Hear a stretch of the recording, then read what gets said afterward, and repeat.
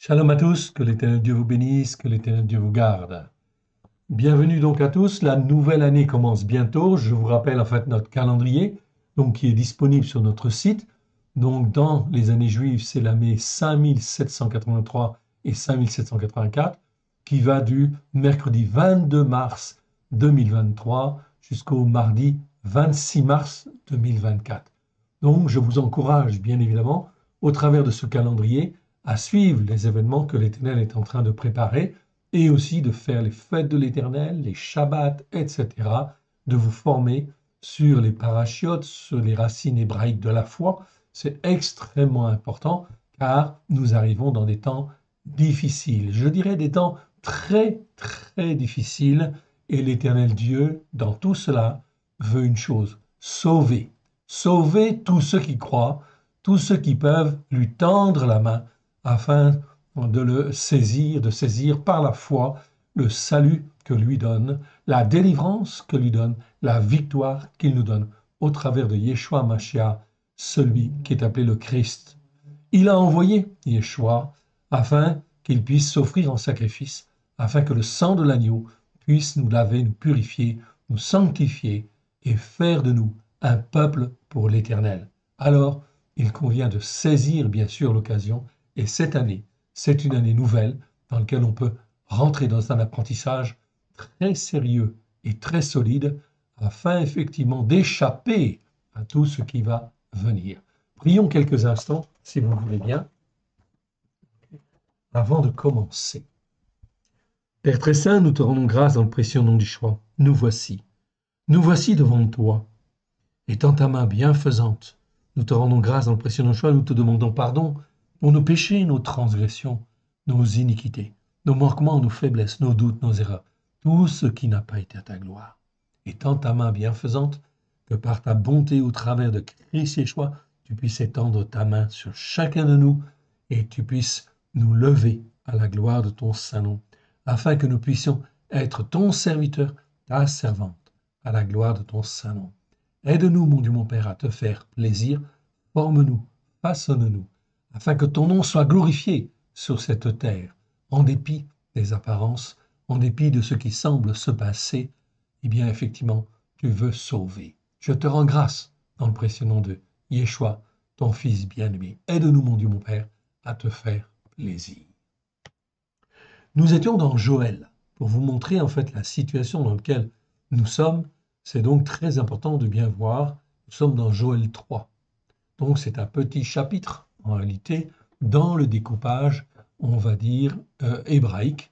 C'est un chapitre qui n'a que 5 versets, et dans le découpage des nations, ce sont les 5 derniers versets du chapitre 2. Alors je vous rappelle le passage. Écoutez bien. Après cela, je répandrai mon esprit sur toute chair. Vos fils et vos filles prophétiseront, vos vieillards auront des songes, et vos jeunes gens des visions. Même sur les serviteurs et sur les servantes, dans ces jours-là, je répandrai mon esprit. Et je ferai paraître des prodiges dans les cieux et sur la terre, du sang et du feu, et des colonnes de nuée, et des colonnes de fumée. Le soleil se changera en ténèbres et la lune en sang, avant l'arrivée du jour de l'Éternel, de ce jour grand et terrible. Alors quiconque invoquera le nom de l'Éternel sera sauvé. L'échappatoire, ici on parle de l'échappatoire, dans la seconde c'est traduit par le salut, mais ce n'est pas en fin de compte ici le salut, c'est l'échappatoire à tout ce qui va venir, sera sur la montagne de Sion, c'est-à-dire sur la montagne spirituelle de Dieu. C'est parce que l'on croit et que l'on écoute la parole de Dieu et on la met en pratique comme lui le veut. Et Yerushalayim, comme a dit l'Éternel, et parmi tous ceux qui échapperont, que l'Éternel appellera. Donc l'Éternel appellera beaucoup de monde. Donc nous avions découvert un mot, je vous en avais montré un, on a fait un premier enseignement dessus, c'est le mot tzedaka. Tzedaka qui est traduit très souvent par justice ou par d'autres mots en fait ici, et c'est un des mots qui est très, très mal traduit dans nos versions françaises. La première fois que nous l'avons rencontré, c'était effectivement donc dans Genèse chapitre 4. Allons voir, Genèse chapitre 15, pardon. On va y aller, ok. On y va. Chapitre 15, verset 6. Okay, vous l'avez à l'écran.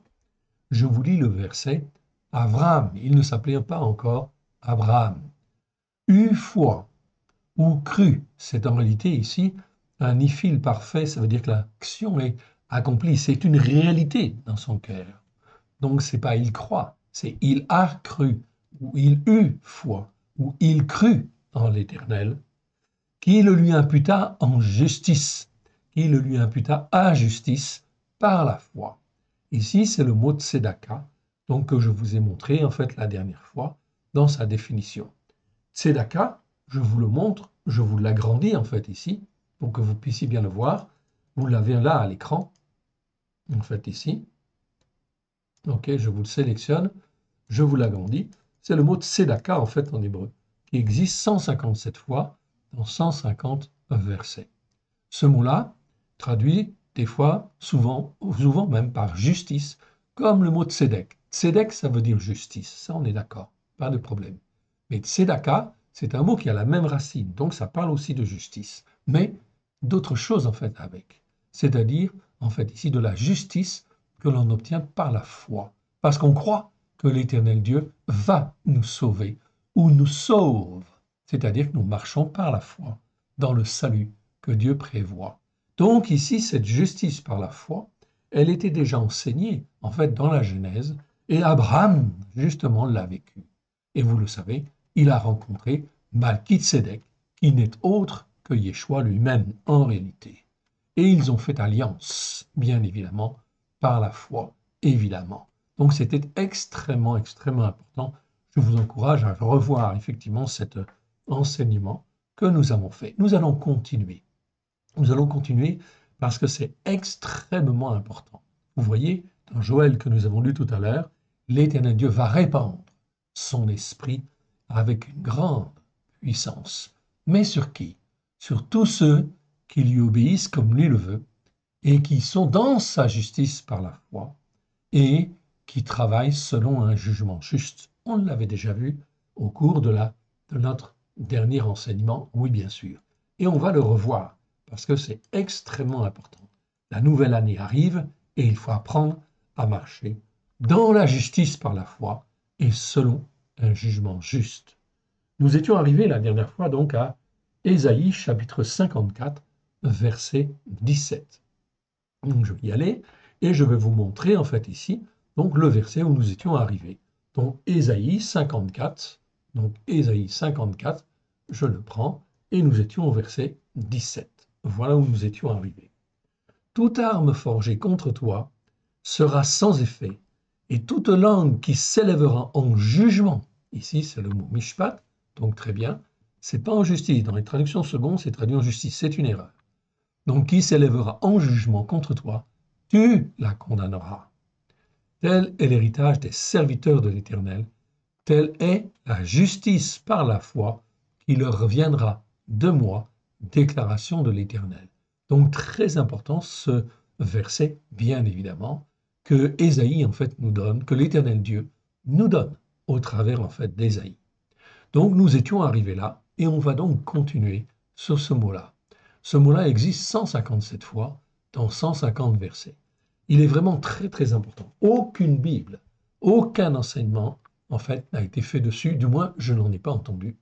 Et effectivement, les pasteurs, les prêtres, tout cela, en fait les rabbins, en fait, n'enseignent pas ce qui est écrit dans les Écritures. Ici on parle de justice par la foi. C'est extrêmement important et fondamental, car c'est écrit. Et là, nous avons beaucoup de modèles. Nous avons Abraham, nous avons Yitzhak, nous avons Jacob, nous avons Moshe, nous avons David, nous avons tous les prophètes, tous les hommes de Dieu qui sont vraiment des hommes de Dieu, eh bien, connaissent ces choses-là. C'est donc très important que nous les connaissions. Pourquoi? Afin d'être, dans les temps qui viennent, les années qui viennent, un serviteur et une servante de l'Éternel, comme l'Éternel Dieu le veut. C'est donc très, très important. Voyons donc ce qu'il en est et allons en fait voir la suite si vous le voulez bien. Ok, donc là je me mets en fait en recherche et on va aller en fait au suivant. Le suivant, ok, eh bien ça va être, en fait, ici, dans Ésaïe chapitre 56, verset 1. Ainsi parle l'Éternel. Observez mes jugements. Okay, donc ici, c'est pas observer ce qui est droit, c'est mieux de dire, en fait, observer mes jugements. Le mot ici, c'est mishpat, en fait, en hébreu. Donc, on parle bien de jugement. Observez mes jugements pour faire la même chose, pour juger comme moi je juge. Ainsi, vous jugerez de manière juste. C'est donc extrêmement important parce que l'Éternel veut que nous apprenions à juger. On ne peut pas devenir un homme mature ou une femme mature si on n'apprend pas à juger. Il y a des choses on a le devoir de juger afin d'être un homme et une femme mature. Observez mes jugements, dit l'Éternel, au travers d'Ésaïe chapitre 56, et pratiquez la justice par la foi. Ah, ça c'est intéressant. Pratiquez la justice par la foi. Car ma délivrance, ici, dans le texte en fait hébreu, c'est le mot Yeshua, comme notre Seigneur Yeshua. Et en fin de compte, Yeshua, ça ne veut pas d'abord dire le salut. Yesha, ça veut dire salut, on le verra ce mot-là. Yeshua, ça veut dire en fait ici délivrance, c'est le nom de notre Seigneur Yeshua, il est notre délivrance. Et vous avez aussi Teshua, qui est aussi une variante, qui parle de délivrance accomplie ou de victoire. Donc Yesha, je répète, c'est salut, Yeshua, c'est la délivrance, et Teshua, c'est la victoire ou la délivrance accomplie. Donc ici, il est dit, car ma délivrance ne tardera pas à venir, et ma justice par la foi à se manifester.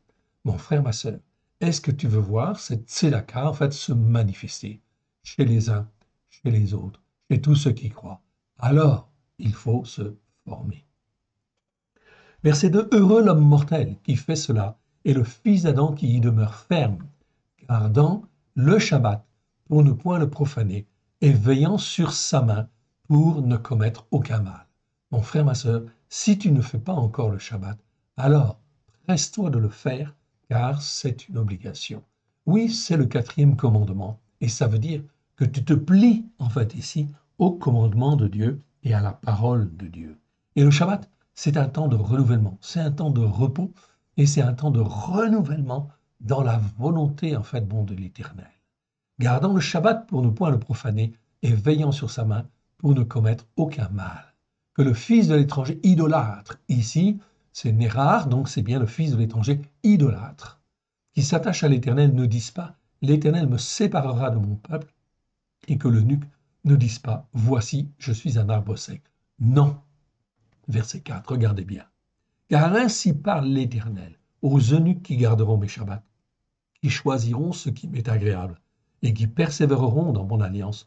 Je donnerai dans ma maison, dans mes murs, une place et un nom préférable à des fils et à des filles. Je leur donnerai un nom éternel qui ne périra pas. C'est donc extrêmement important. Je ne vais pas lire tout le chapitre 56, mais on voit que l'onction, en fin de compte, la bénédiction de Dieu est extrêmement puissante sur ceux qui se rendent obéissants et soumis à la parole de l'Éternel. Je vous encourage à lire, bien sûr, tout le chapitre 56. Je ne vais pas m'y attarder. Ici, il faut qu'on avance. Mais vous pouvez y aller. On continue.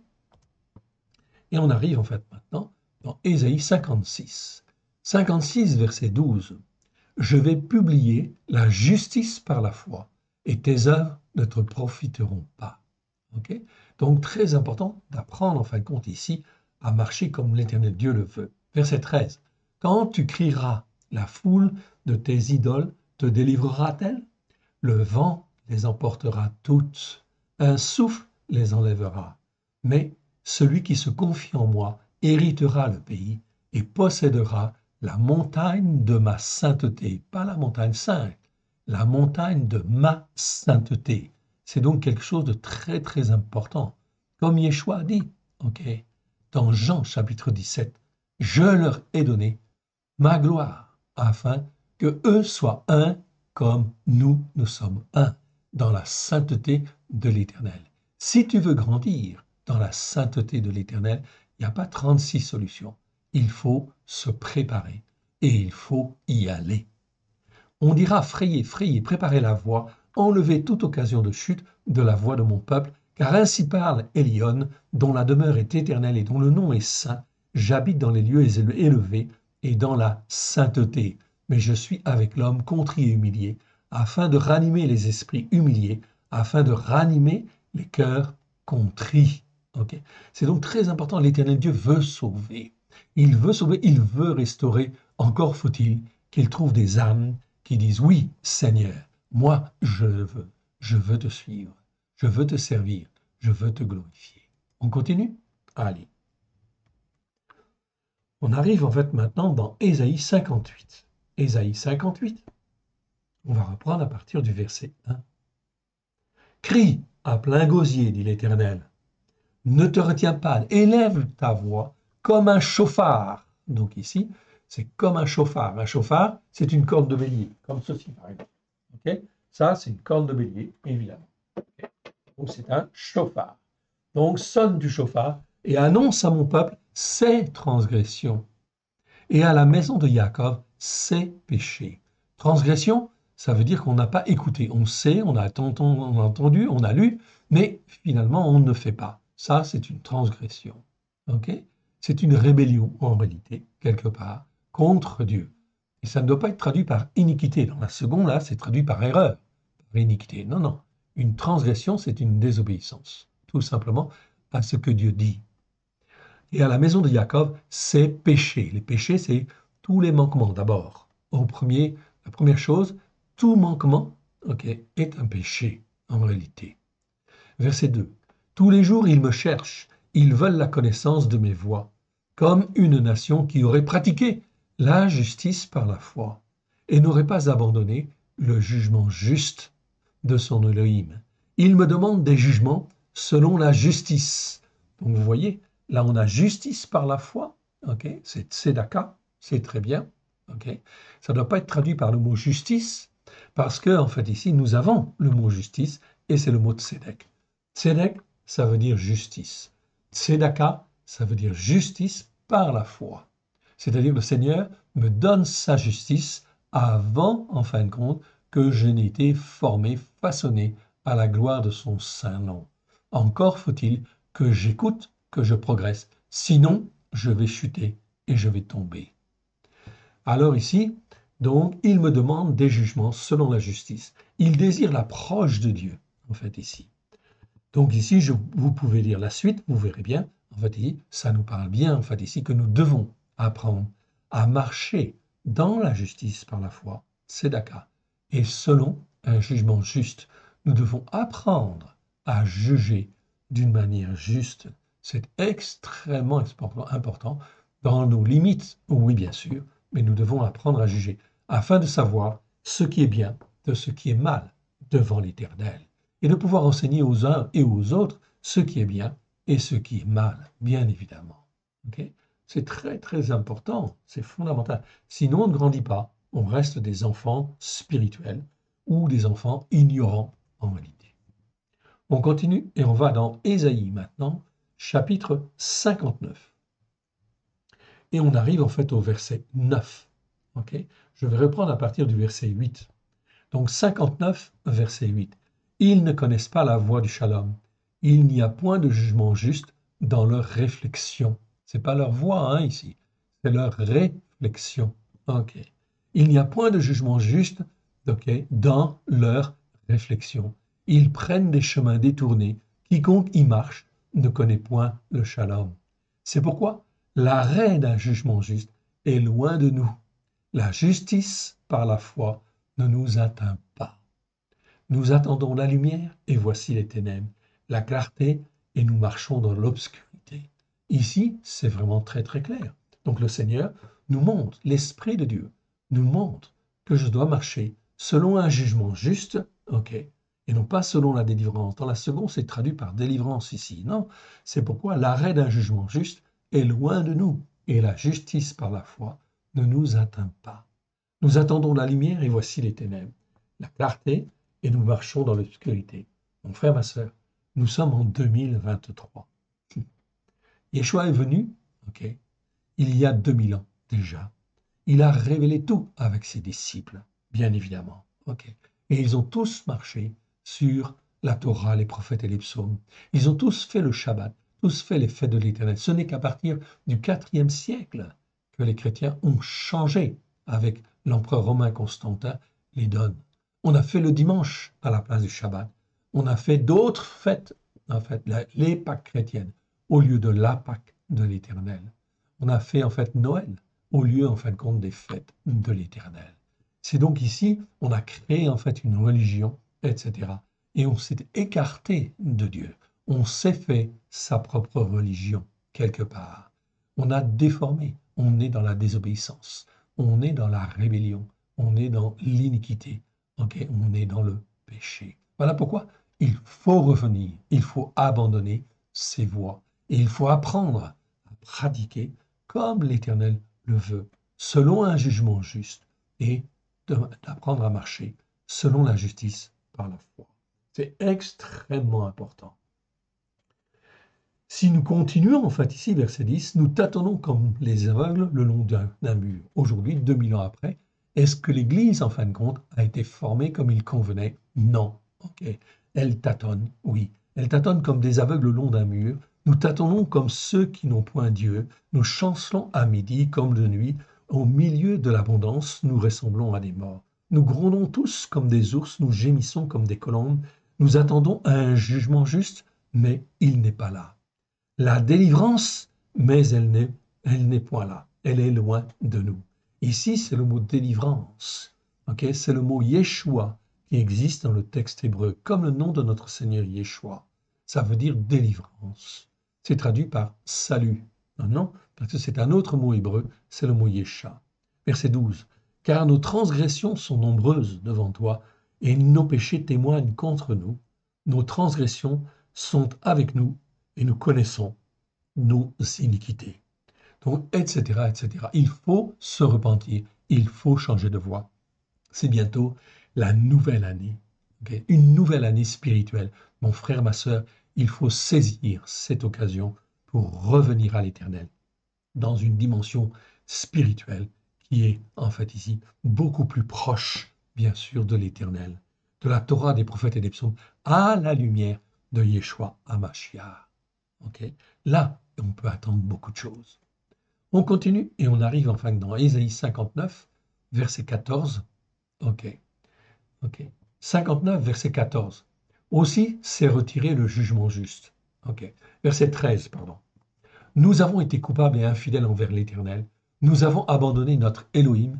Nous avons parlé d'extorsion et de révolte, conçues et méditées dans le cœur des paroles de mensonge. Verset 14, écoutez bien.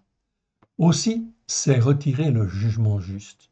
Et la justice par la foi se tient éloignée. En effet, la vérité trébuche sur la place publique et le fait d'être droit ne peut approcher. Verset 15. La vérité a disparu et celui qui s'éloigne du mal est dépouillé. L'Éternel voit d'un regard indigné qu'il n'y a plus de jugement juste. Ok. C'est pas ici délivrance, il n'y a plus de jugement juste. C'est le mot mishpat en fait ici. Ok. Verset 16. Il voit qu'il n'y a pas un homme. Il s'étonne de ce que personne n'intercède. Alors son bras lui vient en aide et sa justice par la foi lui sert d'appui. La justice par la foi, c'est pour tous ceux qui croient que l'Éternel Dieu a la vérité et qu'il va nous conduire dans la vérité au travers de Yeshua HaMashiach, celui qui est appelé le Christ, avec grâce et vérité. Mais il marche par la foi. Verset 17. Il se revêt de la justice par la foi. Et oui, je saisis la justice par la foi, puisque je ne suis pas juste, ou je ne sais pas être juste en fait encore, mais je la saisis par la foi. Je crois en l'Éternel. Il va me façonner, me former, m'instruire, afin que je puisse être son serviteur, sa servante. Il se revêt de la justice par la foi, là c'est le mot tzedaka, comme d'une cuirasse, et il met sur sa tête le casque de la délivrance. C'est pas le casque du salut ici, non, c'est Yeshua et non pas Yesha.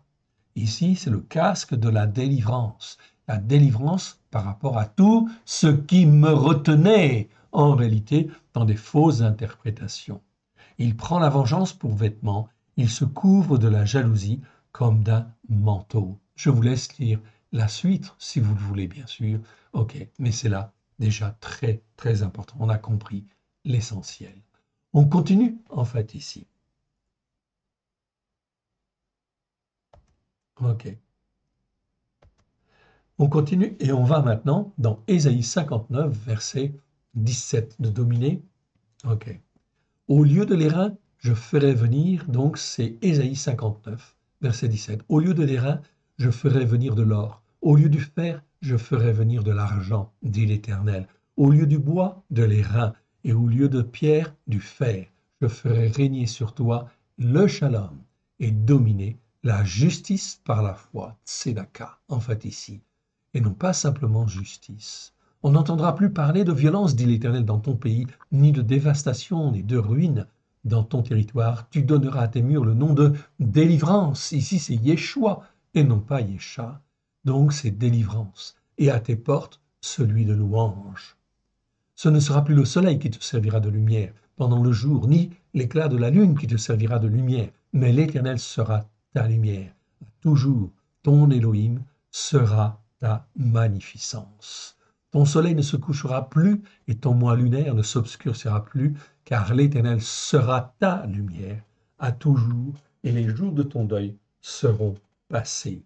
C'est très important. Là, on voit une puissance, en fait, par l'action, en fin de compte, de l'Esprit de Dieu, qui est extraordinaire, que l'on a envie de vivre. Oui, bien sûr, et on veut que ça devienne une réalité. Alors, il faut marcher par la foi, dans la justice, par la foi, et selon un jugement juste. C'est très important ce mot. C'est pour ça que nous allons, en fait, ici, faire plusieurs vidéos sur ce mot, car il est fondamental. Il peut, en fait, ici, c'est un moyen, une clé, justement, pour marcher d'une manière nouvelle à la gloire de l'Éternel. On continue et on va dans Ésaïe 61 maintenant. 61, Ésaïe 61, verset 10. Je me réjouirai en l'Éternel. Mon âme sera ravie d'allégresse en mon Élohim, car il m'a revêtu des vêtements du salut. Là, j'ai bien le mot chez Yesha. Donc, on va dire vêtements du salut. Oui, tout à fait, on est d'accord. Car il m'a revêtu des vêtements du salut. Il m'a couvert du manteau de la justice par la foi. Ici, c'est pas délivrance en réalité. Le mot, c'est bien tzedaka. Ça nous parle de la justice par la foi. Il m'a couvert du manteau de la justice par la foi, comme le fiancé sonne d'un diadème, comme la fiancée se pare de ses joyaux. C'est donc là l'Éternel qui revêt son fils, sa fille, qui croit en fait en l'Éternel, qui a cru en réalité, ou qui a eu foi en l'Éternel Dieu qui sauve. Comme la fiancée se pare de ses joyaux. Verset 11, regardez. Car comme la terre fait éclore son germe, comme un jardin fait pousser ses semences, ainsi mon Adonai, l'Éternel, fera germer la justice par la foi et la louange en présence de toutes les nations. Voilà comme ça comment le Seigneur veut se glorifier. Il veut se glorifier au travers d'hommes et de femmes qu'il appelle et qui marchent, en fait, ici, dans la justice par la foi de l'Éternel et qui marchent selon un jugement juste, bien sûr, pour faire sa volonté. C'est donc extrêmement important. Ici, on a une manière de fonctionner, en fait, ici, qui est par la foi, bien sûr, mais qui est très importante, qui fait que l'Esprit de Dieu peut agir dans nos cœurs et dans nos vies. On a les conditions, en tout cas. OK. On continue? OK. Là, on est dans Ésaïe 61. OK. Et on va maintenant dans Ésaïe 63. 63, verset 1. Qui est celui qui vient d'Édom, de Botsra, en vêtements rouges, en habit éclatant et se redressant avec fierté dans la plénitude de sa force? C'est moi qui ai promis la justice par la foi, qui ai le pouvoir de délivrer, dit l'Éternel. Ah oui, très important. C'est moi qui ai promis la justice par la foi. Donc ça veut dire qu'il faut que l'on croit, oui bien sûr, et que l'on croit d'une manière ferme que l'Éternel Dieu peut nous sauver et nous a déjà sauvés. Aujourd'hui, nous pouvons dire, nous a déjà sauvés. Pourquoi? Parce que Christ est venu il y a 2000 ans. C'est moi qui ai promis la justice par la foi, qui ai le pouvoir de délivrer. Okay. Pourquoi tes habits sont-ils rouges et tes vêtements comme les vêtements de celui qui foule dans la cuve? J'ai été seul à fouler au pressoir, et nul homme d'entre les peuples n'était avec moi. Je les ai foulés dans ma colère, je les ai écrasés dans ma fureur, leur sang a jailli sur mes vêtements, et j'ai souillé tous mes habits. Car un jour de vengeance était dans mon cœur, et l'année de mes rachetés est venue, dit le Seigneur. Je regardais, personne pour m'aider. J'étais étonné, personne pour me soutenir. Alors, mon bras m'a été en aide, et ma fureur m'a servi d'appui. J'ai foulé des peuples dans ma colère. Je les ai rendus ivres dans ma fureur, et j'ai répandu leur sang sur la terre. Ok. C'est donc très important ce qui va se passer. On pourrait continuer. Je publierai les grâces de l'Éternel, les louanges de l'Éternel. Après tout ce que l'Éternel a fait pour nous, je dirai sa grande bonté envers la maison d'Israël, qu'il a traité selon ses compassions et la richesse de son amour. Il avait dit certainement, ils sont mon peuple, des enfants qui ne seront pas infidèles. Il a été pour eux un sauveur dans toute leur détresse angoissante. Ils ne sont pas restés dans la détresse oppressante. Et l'ange qui est devant sa face les a sauvés. Il les a lui-même rachetés dans son amour et sa miséricorde. Et constamment, il les a soutenus et portés aux anciens jours. Très important, verset 10. Mais ils ont été rebelles. Ils ont attristé l'esprit de sa sainteté. Il est devenu leurs ennemis. Il a combattu contre eux. Il faut savoir de quel côté, en fait, on est. Donc, dans cette nouvelle année qui vient, il faut être du côté de l'Éternel et que l'Esprit Saint, celui qu'on appelle l'Esprit Saint, c'est pas l'Esprit Saint, c'est l'Esprit de la sainteté de l'Éternel qui est là justement pour nous faire connaître la sainteté de l'Éternel au travers de jugements justes et au travers de la justice par la foi. Alors, est-ce que nous voulons dire au Seigneur, Seigneur, parle, ton serviteur, ta servante, écoute. Amen. C'est très, très important en réalité. OK? On continue. OK. Et là, on arrive en fin de compte dans Ésaïe 64. Ésaïe 64, verset 6. Nous sommes tous comme des impurs, et toute notre justice par la foi est comme un vêtement souillé. Nous sommes tous flétris comme une feuille, et nos iniquités nous emportent comme le vent. Il n'y a personne qui invoque ton nom, qui se réveille pour s'attacher à toi. Aussi nous as-tu caché ta face, et nous laisses-tu périr par l'effet de nos iniquités. Alors c'est donc extrêmement important de faire attention, de ne pas se laisser entraîner par nos iniquités, et justement de ne pas en fin de compte s'écarter de l'Éternel Dieu, de ce que l'Éternel Dieu veut. Ce que l'Éternel Dieu veut, en fait ici, c'est notre sanctification. C'est vraiment notre mise à part. Mais pour cela, il faut obéir, il faut se soumettre, plier le genou, bien sûr, faire le Shabbat, faire les fêtes de l'Éternel et dire Seigneur, me voici Seigneur, ton serviteur, ta servante, écoute. Ok, on continue. On arrive maintenant dans Jérémie, Jérémie chapitre 4. Je reprends à partir du verset 1. Israël, si tu reviens, donc je vous rappelle, Jérémie, on a fait tous les enseignements déjà, sur tous les chapitres de Jérémie. Okay, vous les avez sur notre site, évidemment. Okay, sur notre site YouTube, à l'école de Yeshua. Okay. Et là, en fin de compte, vous avez en fait ici Jérémie. L'Éternel parle au travers de Jérémie. Les 10 tribus du Nord n'existent plus, en fait ici. Maintenant, il n'existe plus que Juda et Benjamin, et quelques restes, bien sûr, des autres tribus. Et là, en fin de compte, ils ont, comment dire, ils n'ont pas écouté, ils n'ont pas mis en pratique comme il fallait non plus, en fait, ici. Donc, ils vont tomber, oui, bien sûr. Alors, l'Éternel envoie des prophètes afin de les ramener dans un jugement juste, de les ramener dans la justice par la foi. Mais est-ce qu'ils vont écouter? Non, malheureusement. OK. Pour la plupart, ils ne vont pas écouter. Verset 1, l'Éternel dit, au travers de Jérémie chapitre 4, Israël, si tu reviens à moi, déclaration de l'Éternel, si tu ôtes tes abominations de devant moi, tu ne seras plus errant. Ok, donc on est errant parce qu'on n'écoute pas. Aujourd'hui, en 2023, tous ceux qui croient en réalité errent à droite et à gauche selon telle doctrine ou telle autre doctrine. Arrêtons de tourner à droite et à gauche. Focalisons-nous sur les racines hébraïques de la foi, sur la Torah, les prophètes et les psaumes, sur, en fin de compte, les exemples que l'Éternel Dieu nous donne au travers des hommes de foi. Verset 2. Si tu jures, l'Éternel est celui qui donne la vie, avec vérité, par un jugement juste, et par la justice, par la foi. Alors les nations seront bénies en lui et se glorifieront en lui. Car ainsi parle l'Éternel, verset 3, aux hommes de Yehuda et de Yerushalayim.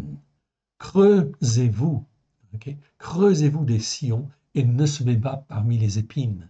Verset 4, circoncisez-vous pour l'Éternel, circoncisez vos cœurs, hommes de Yehuda et habitants de Yerushalayim. Ça veut dire qu'il fallait travailler en fait leur cœur, oui bien sûr parce que leur cœur n'était pas entier à l'Éternel.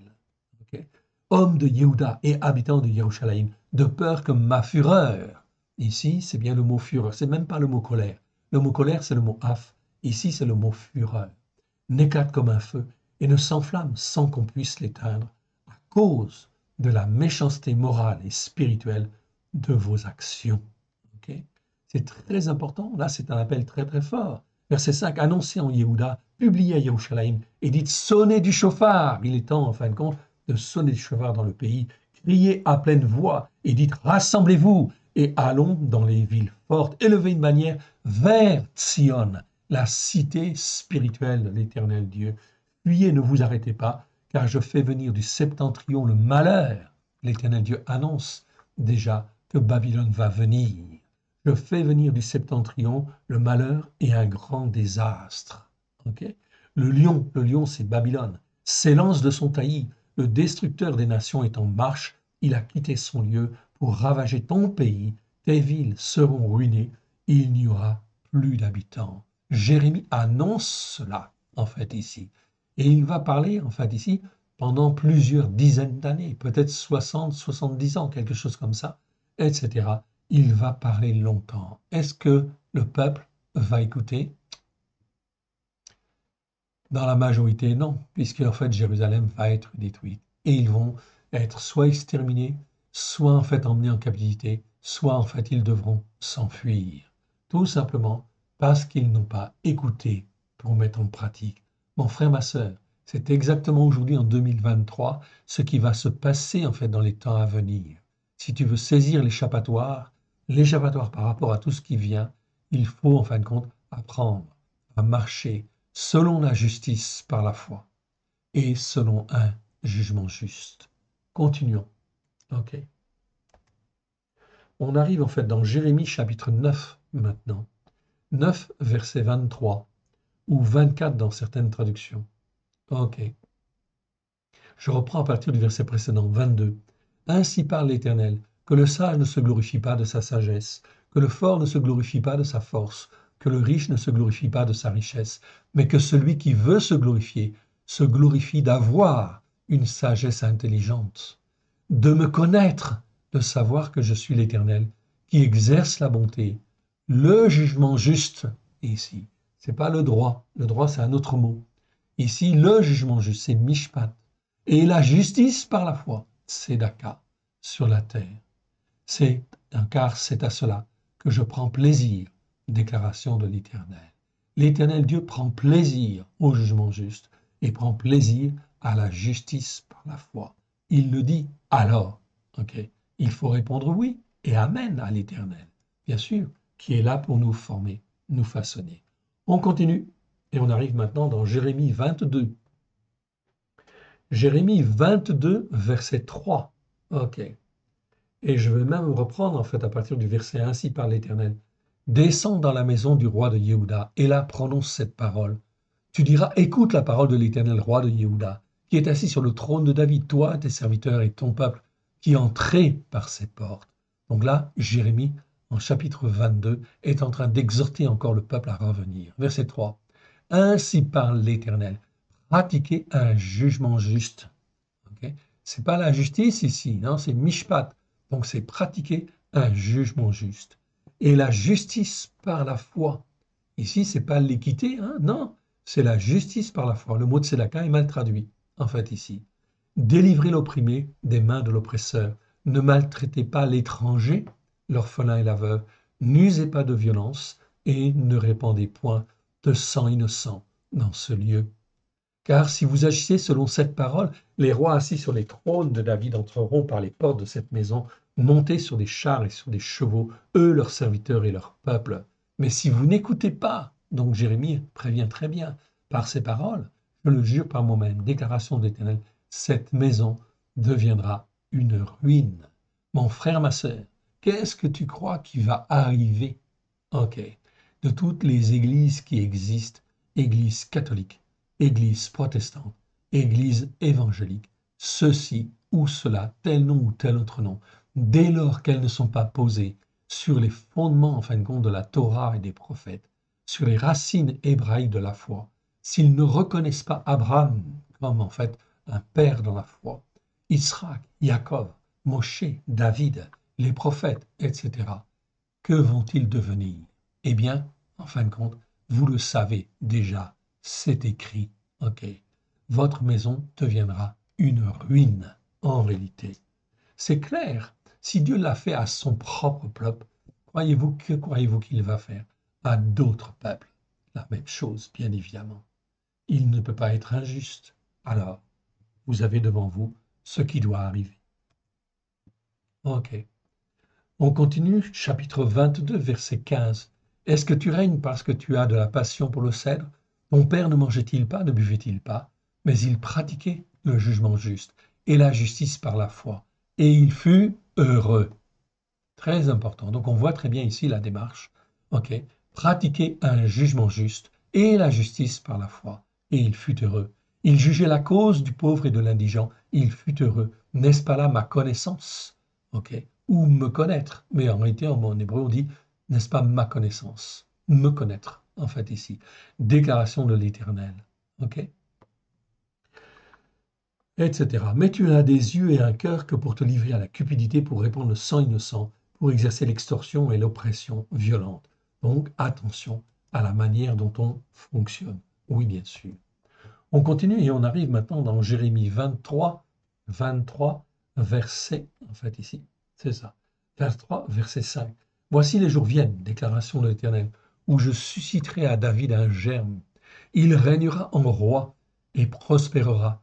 Il pratiquera le jugement juste à Mishpat, ici, et la justice par la foi, ok, dans le pays. Donc là, on retrouve en fait les deux mots ici, ok, Mishpat et Tzedaka, jugement juste, ok, et justice par la foi. C'est donc très très important. Il faut suivre la parole de Dieu, ok. Encore faut-il avoir une bonne traduction. Je suis d'accord, ok. Mais en réalité, vous avez les éléments.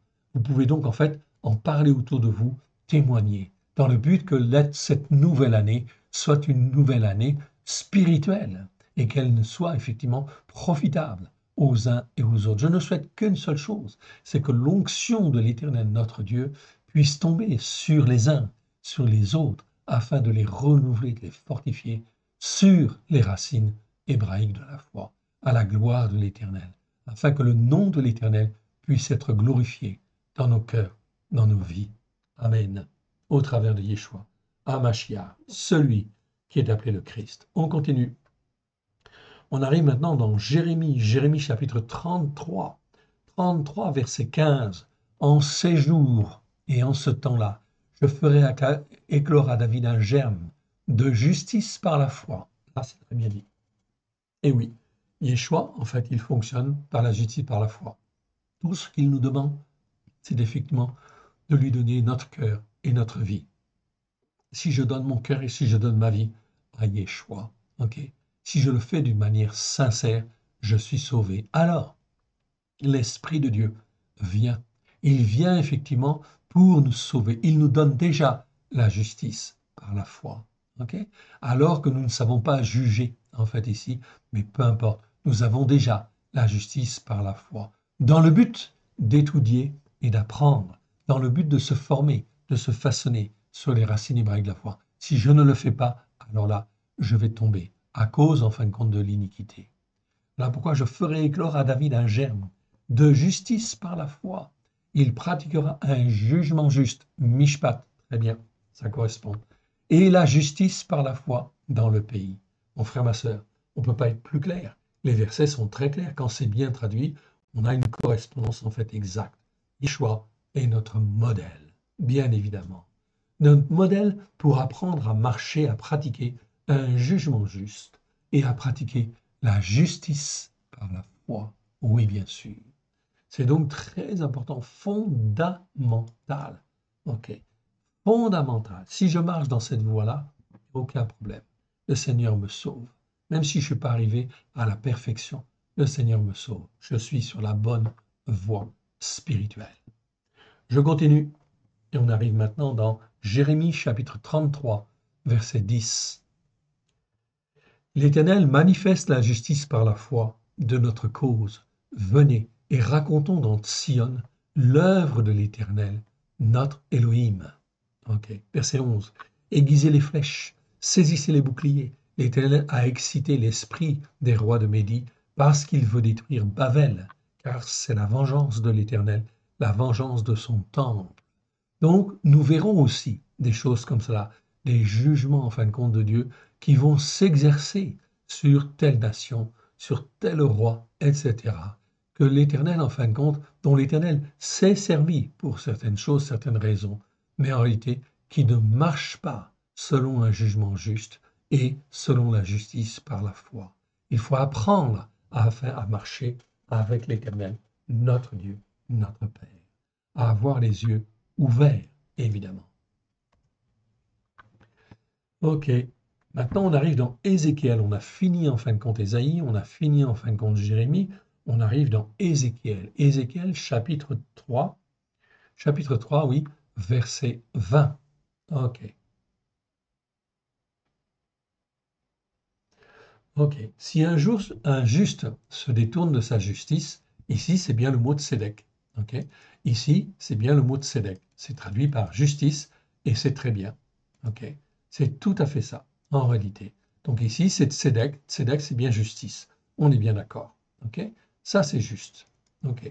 Donc on le remet à sa place. Ok. Justice en fait ici c'est bien le mot de Sédek. Ok. Très bien. Voilà pourquoi, quand je vais rencontrer Tzedaka, ici, Tzedaka, ok, Tzedaka, vous le voyez là, c'est pas Tzedek, ok, eh bien, effectivement, Tzedaka, c'est autre chose. Ça commence pareil, mais ça ne se termine pas tout à fait pareil. Donc, en réalité, Tzedaka, ça nous parle de justice, mais par la foi, ou de justification, ok, comme on veut. Verset 20. Si un juste se détourne de sa justice et agit selon l'iniquité flagrante et hypocrite. Ici, c'est le mot Havel. Je vous le montre. Donc, Havel, c'est très important. Okay. Havel, ce n'est pas le mot iniquité. Iniquité, c'est Avon. Okay. Je vous le montre. Vous l'avez là juste au-dessus. Là, ça, c'est le mot en fait iniquité. Iniquité, c'est Avon. Okay. Ici, Havel, c'est une iniquité aussi, mais c'est une iniquité différente, qui est plus grave en fait ici. Elle est comme si elle était flagrante et hypocrite. Donc c'est une forme d'iniquité dont on a du mal à revenir en réalité. Cette iniquité-là, on peut revenir, ok? Oui. En fait, quand on est dans cette iniquité-là, ok, le Seigneur peut nous en sortir. Quand on est dans cette iniquité-là, ou là, c'est beaucoup plus difficile. Parce qu'en fait, on s'est enfoncé, tout simplement. On n'a pas écouté, on a été désobéissant, on a été en rébellion contre Dieu. Alors, effectivement, ça en a beaucoup plus de mal. Si un juste se détourne de sa justice et agit selon l'iniquité flagrante et hypocrite, je mettrai un piège devant lui et il mourra. Voyez, donc ici, ce type d'iniquité-là, hypocrite et flagrante, est très grave. L'Éternel dit, je mettrai un piège devant lui et il mourra. Parce que tu ne l'as pas averti. Ah, donc déjà, ok, il peut encore être averti. Ça fait partie de la bonté de Dieu. La bonté de Dieu qui veut bien en fait encore sauver. Si toi, tu l'avertis. Si tu es au courant, ok, et que tu, en fin de compte, le Seigneur a essayé de t'utiliser pour cela. Parce que, en fait, ici, il voulait sauver cet homme. Je mettrai un piège devant lui et il mourra. Parce que tu ne l'as pas averti. Il mourra dans son péché. On ne parlera plus de justice par la foi qu'il a pratiquée, même s'il l'a pratiquée avant, on n'en parlera plus, et je te redemanderai son sang. Verset 12. Mais si tu avertis le juste de ne pas pécher et qu'il ne pêche pas, il vivra parce qu'il s'est laissé avertir. Et toi, tu sauveras ton âme. Ok. C'est donc très très important. Nous avons un rôle en fait à jouer dans les temps qui viennent. Et voilà pourquoi nous avons absolument besoin d'apprendre à juger selon un jugement juste, dans la mesure de nos capacités, oui bien sûr, ça va de soi. Mais il faut écouter l'Esprit de Dieu, ça va de soi. Donc c'est extrêmement important pour pouvoir sauver des âmes, ok? Car sinon, elles périront, tout simplement. Ok? Donc il faut faire attention et être à l'écoute. On continue. Ok. Et on arrive en fait maintenant dans Ézéchiel chapitre 3, verset 20, donc un petit peu plus bas. Non, c'était là où on était, pardon. Donc je continue. Ok. Et on arrive au chapitre 14 de Ézéchiel. Ok. Et je vais reprendre à partir du verset 13. Ok. Fils d'Adam, lorsqu'un pays pécherait contre toi, contre moi, en se livrant à l'infidélité, et que j'étendrais ma main sur lui, si je brisais pour lui le bâton du pain, si je lui envoyais la famine, si j'en exterminerais les descendants d'Adam et les bêtes, et qu'il n'y eût au milieu de lui ces trois hommes, Noach, Daniel et Job, ils sauveraient leur âme par leur justice, par la foi. Donc tous ces hommes, ils ont marché selon la justice par la foi. Oui, déclaration d'Adonai l'Éternel. Ok? C'est donc très important de comprendre ça. Ok? Si je faisais parcourir, je continue, si je faisais parcourir le pays par des êtres de malheur, qui le dépeupleraient, s'il devenait un désert où personne ne passerait à cause de ces êtres-là, et qu'il y eût au milieu de lui ces trois hommes, je suis vivant, déclaration d'Adonai l'Éternel, ils ne sauveraient ni fils ni fille, eux seuls seraient sauvés, et le pays deviendrait un désert. C'est donc important de bien comprendre ce que l'Éternel Dieu est en train de faire. Ok? On continue. Ou si j'envoyais la peste, je reprends. En fait ici, on va continuer, pardon. Verset 17. Ok, si j'en exterminais. Ok, ou si j'amenais l'épée contre ce pays, si je disais que l'épée parcourt le pays, si j'en exterminais les descendants d'Adam et les bêtes, et qu'il y eût au milieu de lui ces trois hommes, je suis vivant, déclaration d'Adonai l'Éternel, ils ne sauveraient ni fils ni fille, mais eux seuls seraient sauvés. Ou si j'envoyais la peste dans ce pays, et si je répandais contre lui ma fureur par la mortalité, pour en exterminer les descendants d'Adam et les bêtes, et qu'il y eût au milieu de lui Noach, Daniel et Job, je suis vivant, déclaration d'Adonai, et qu'il y eût au milieu de lui Noach, Daniel, Job, je suis vivant, déclaration d'Adonai, l'Éternel, ils ne sauveraient ni fils ni fille, mais ils sauveraient leur âme par leur justice, par la foi. C'est donc très important de bien comprendre ça, ce que l'Éternel Dieu va faire dans les très prochaines années. Ça va secouer très dur. Voilà pourquoi il faut, bien sûr, bien se former. OK, comme Dieu le veut. On continue. Et on arrive en fait maintenant dans Ézéchiel chapitre 18. Chapitre 18, verset 5. L'homme qui est juste est celui qui pratique le jugement juste et la justice par la foi. On retrouve ces deux mots-là, mishpat et tzedaka, justice par la foi. Ok, l'homme qui est juste est celui qui pratique le jugement juste et la justice par la foi, qui ne mange pas sur les montagnes, qui ne lève pas les yeux vers les idoles de la maison d'Israël, qui ne déshonore pas la femme de son prochain, qui ne se proche pas d'une femme pendant son impureté, qui n'opprime personne, qui rend au débiteur son gage, qui ne met point de rapine, qui ne commet point de rapine, qui donne son pain à celui qui a faim, et couvre d'un vêtement celui qui est nu, qui ne prête pas à intérêt, qui ne tire point d'usure, qui détourne sa main de l'iniquité flagrante et hypocrite. Avel, en fait, ici. Donc attention, là on n'est plus dans l'iniquité tout court, qui est avon, on est dans l'iniquité flagrante et hypocrite. Donc une autre forme d'iniquité très grave, elle est flagrante, elle est hypocrite. Et exerce le jugement juste selon la vérité entre un homme et un autre, qui suit mes règles et observe mes jugements, en agissant avec vérité en fait ici, c'est le mot émet, donc c'est avec vérité. Celui-là est juste, il vivra. Déclaration d'Adonai l'Éternel.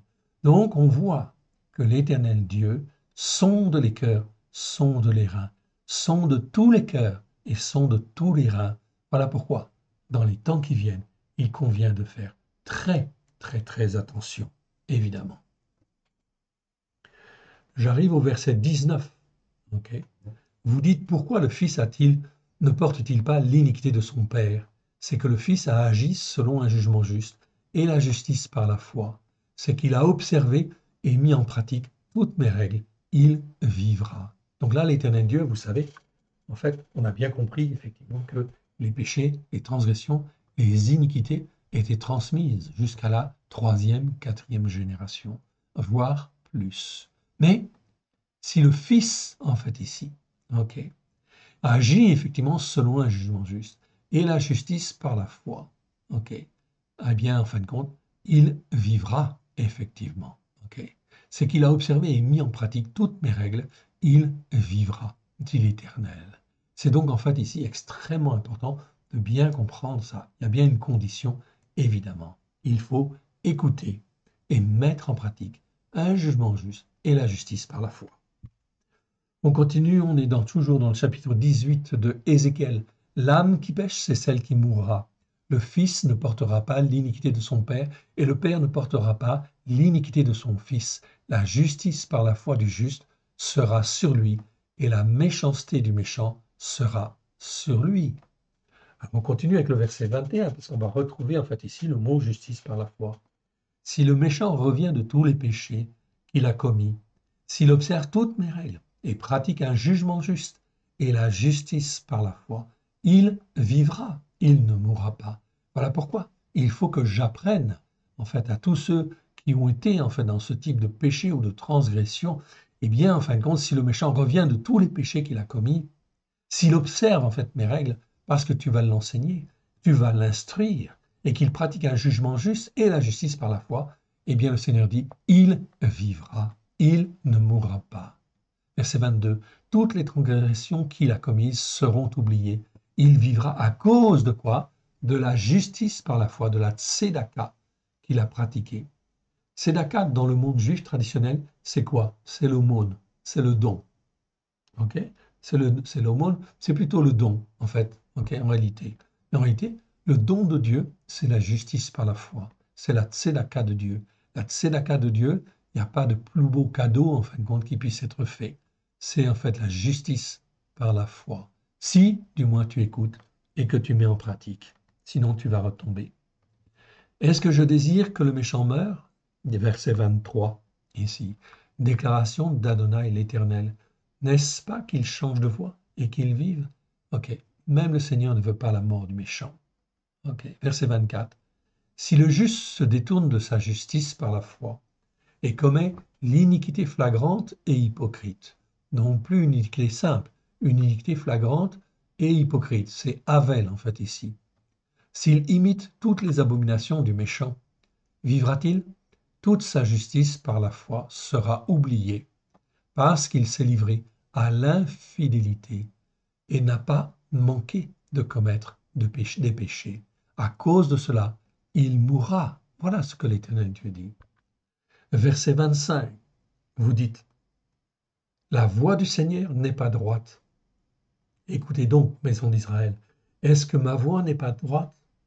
Ne serait-ce pas plutôt vos voix qui ne sont pas droites? Verset 26, regardez ce que l'Éternel Dieu dit, en fait ici. Si le juste se détourne de sa justice par la foi et commet l'iniquité flagrante et hypocrite, okay, et meurt pour cela. Ici, je vous rappelle, ce n'est pas le mot avon, hein, c'est le mot avel que je vous ai montré tout à l'heure, que je vous remontre en fait ici. Okay, c'est le mot avel en fait ici, ce n'est pas le mot avon, ce n'est pas l'iniquité en fait courante. En réalité, ici, c'est une autre iniquité, c'est l'iniquité flagrante et hypocrite. C'est-à-dire que le croyant, il sait ce qu'il fait en réalité quelque part. Okay, et résultat des courses, cette iniquité-là, eh bien, elle n'est pas pardonnable quelque part, en fait, ici.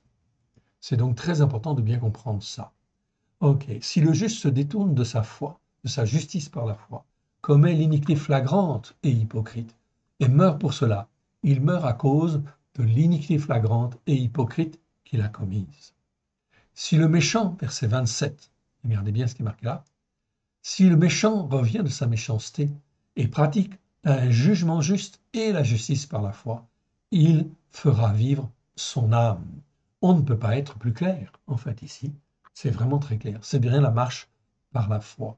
Verset 28, s'il ouvre les yeux et se détourne de toutes les transgressions qu'il a commises, il vivra, il ne mourra pas.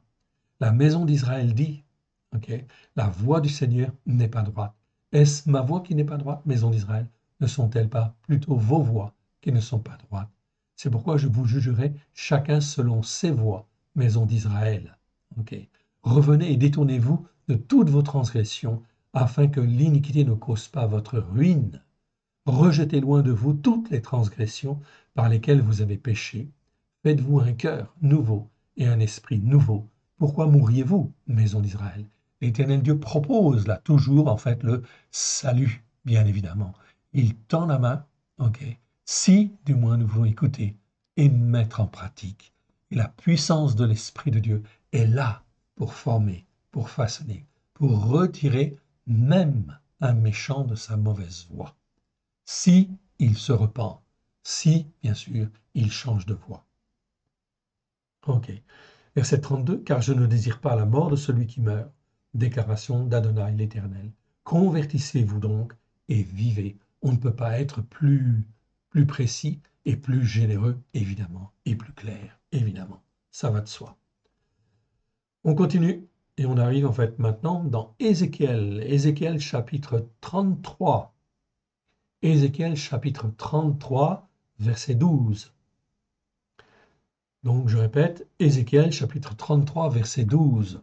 Et toi, fils d'Adam, dis aux enfants de ton peuple, la justice par la foi du juste ne le sauvera pas au jour de sa transgression, et le méchant ne tombera pas par sa méchanceté le jour où il s'en détournera, de même que le juste ne mourra pas, ne pourra pas vivre par sa justice au jour de sa transgression.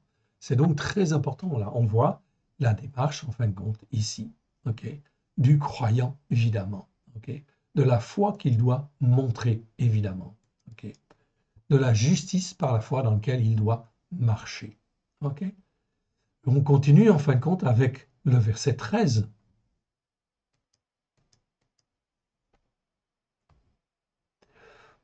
On continue. Alors, on continue avec le verset 13, en fait, ici. Alors, avec le verset 13, nous y voici. Lorsque je dis au juste qu'il vivra, s'il se confie dans sa justice par la foi et commet une iniquité flagrante et hypocrite, toute sa justice par la foi sera oubliée. Il mourra à cause de l'iniquité flagrante et hypocrite qu'il a commise. C'est ce que nous avions déjà vu. On le répète, on insiste pour que les choses soient bien claires. Verset 14. Lorsque je dis au méchant, tu mourras, s'il revient de son péché et pratique un jugement juste et la justice par la foi. Verset 15. S'il rend le gage, s'il restitue ce qu'il a ravi, s'il suit les règles qui donnent la vie, sans commettre d'iniquité flagrante et hypocrite, il vivra, il ne mourra pas. Tous les péchés qu'il a commis seront oubliés s'il pratique un jugement juste. S'il pratique un jugement juste et la justice par la foi, il vivra. Verset 17. Les enfants de ton peuple disent, la voie du Seigneur n'est pas droite. C'est leur voie qui n'est pas droite. Si le juste se détourne de sa justice par la foi et commet une iniquité flagrante et hypocrite, il mourra à cause de cela. Donc c'est vraiment en fait très très clair en fait ici comme langage. On distingue bien en fait ici l'iniquité tout court de l'iniquité flagrante et hypocrite, bien évidemment. Flagrante parce que on sait que c'est mauvais, et en fait hypocrite parce que je sais en fin de compte que c'est pas bien et je le fais quand même. Il mourra à cause de cela. Verset 19. Si le méchant revient de sa méchanceté et pratique le jugement juste et la justice par la foi, il vivra à cause de cela. Vous dites la voie du Seigneur n'est pas droite, je vous jugerai chacun selon vos voies, maison d'Israël. Que l'on soit d'accord ou que l'on ne soit pas d'accord, de toute façon, l'Éternel Dieu jugera selon nos voies, chacune de nos voies. Ok. Et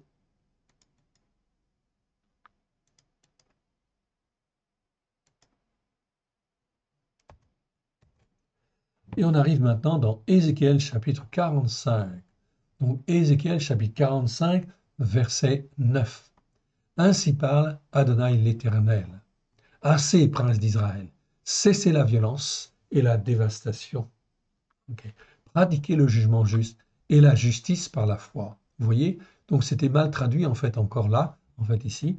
Jugement juste, c'était pas traduit par jugement juste, c'était traduit par droiture. Et il y a d'autres mots en hébreu pour dire droiture. Et la justice par la foi, c'était simplement traduit par justice. Ce n'était pas dit justice par la foi. Délivrez mon peuple de vos exactions. Déclaration du Seigneur, Adonai l'Éternel. Ok. Ayez des balances justes, un épha juste, des battes justes. Ok. Donc il faut agir avec justice. On continue, on arrive maintenant, on a fini en fait Ézéchiel, et on arrive dans Osée. Osée chapitre 10. Ok. Osée chapitre 10, ok, vous le voyez ici, chapitre 10, verset en fait ici 12. Semez selon la justice par la foi, moissonnez selon la miséricorde, défrichez-vous un champ nouveau. Il est temps de chercher l'Éternel jusqu'à ce qu'il vienne et répande pour vous la justice. Verset 13. Vous qui avez cultivé la méchanceté, moissonnez l'iniquité meurtrière. Alors ici, c'est une autre forme d'iniquité. Le mot en fin de compte ici utilisé, okay, c'est avlata. Donc, ce n'est pas avon, comme je vous l'ai montré déjà. Okay. Ce n'est pas avel, comme je vous l'ai montré déjà, qui parle d'iniquité flagrante qui perdure, flagrante, pardon, oui, c'est ça qui perdure. Ici, on est dans une autre forme d'iniquité qui est très assez rare, avlata ou olot au pluriel, qui n'existe que 5 fois dans 5 versets. Ça nous parle plutôt d'iniquité meurtrière, en fait, ici quelque part. Okay. On pourrait la caractériser comme cela. Okay. C'est à affiner, oui, bien sûr, mais en réalité, c'est une autre forme d'iniquité, mais d'iniquité assez grave, en fait, ici. Ok. Vous avez cultivé la méchanceté, moissonné l'iniquité meurtrière, mangé le fruit du mensonge, car tu as eu confiance dans ta voix, dans le nombre de tes vaillants hommes. Ok. De tes vaillants hommes. Ok. Voilà. Semer selon la justice, verset 12 disait, semez selon la justice par la foi, moissonnez selon la miséricorde, défrichez-vous un champ nouveau, et il est temps de chercher l'Éternel jusqu'à ce qu'il vienne et répande pour vous la justice. Okay. Vous avez mal marché avant, donc il faut recaler en fait les choses. C'est donc très, très, très important. En fait, ici. On continue et on arrive en fait maintenant dans, ok, on arrive dans Joël. Joël chapitre 2 verset 23. Ok, ça on l'avait déjà vu. On va le relire pour mémoire. Et vous, enfants de Sion, soyez dans l'allégresse, réjouissez-vous en l'Éternel, votre Élohim, car il vous donnera la pluie dans sa justice par la foi. Il vous enverra la pluie de la première et de l'arrière-saison, comme autrefois. Okay. Donc c'est très important. Lorsque je reviens en fin de compte à l'Éternel et que je veux marcher dans un jugement juste et selon la justice par la foi, il faut que je le dise à l'Éternel mon Dieu, que je le comprenne dans ma tête, que cela descende dans mon cœur et effectivement que je le confesse, que je le dise en fait ici plutôt. Okay. On ne va pas parler de confession, on va dire en fait de l'affirmer devant l'Éternel Dieu. Afin que quoi?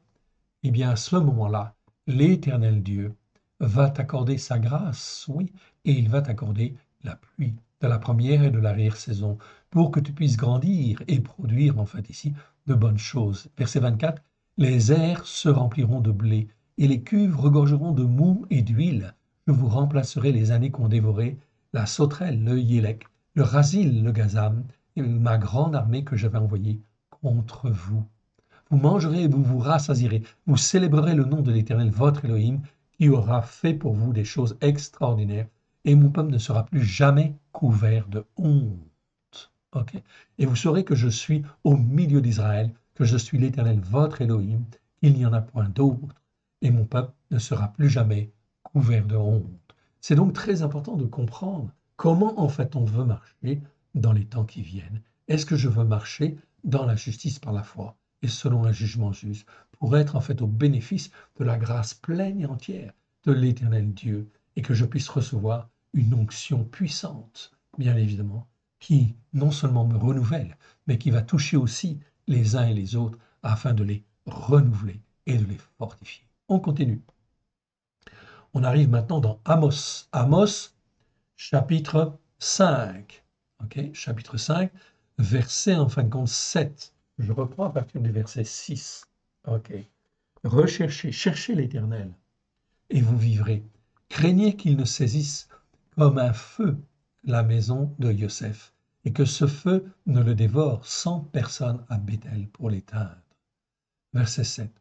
Ô vous qui changez le jugement juste en absinthe, et qui foulez à terre la justice par la foi. Okay? Alors, bien sûr, il y a des jugements qui viennent dans ce cas-là. Okay? Qui changez le jugement juste en absinthe, okay? C'est une mauvaise chose, et foulez à terre la justice par la foi. Alors, effectivement, eh bien, ça va mal se passer. Voilà ce que dit en fin de compte le prophète Amos, ce que dit l'Éternel Dieu dit au travers de Amos. On voit donc l'importance fondamentale du jugement juste et de la justice par la foi. On continue. Toujours dans ce même chapitre, Amos chapitre 5, versets 23 et 24. Éloigne de moi le bruit de tes cantiques, je n'écoute pas le son de tes luttes, mais que le jugement juste soit comme un courant d'eau et la justice par la foi comme un torrent qui jamais ne tarit. Okay? M'avez-vous fait des sacrifices et des offrandes pendant les 40 années dans le désert, maison d'Israël? Mais vous emporterez Sikout, votre roi, Kijoun, votre idole, l'étoile de votre Élohim, que vous vous êtes fabriqué, et je vous emmènerai captif au-delà de Damas, dit l'Éternel, dont le nom est l'Élohim des armées. Autrement dit, si vous n'écoutez pas, ok, et si vous ne mettez pas en pratique un jugement juste, et si vous ne marchez pas selon la justice par la foi, alors il risque de se passer vraiment de très très graves choses. On continue. On arrive dans Amos chapitre 6, okay, verset 12. Okay. Amos chapitre 6, là vous le voyez, verset 12. Ok. Est-ce que les chevaux courent sur un rocher? Est-ce qu'on y laboure avec des bœufs pour que vous ayez changé le jugement juste en poison et le fruit de la justice par la foi en absinthe? Vous vous réjouissez de ce qui n'est que néant.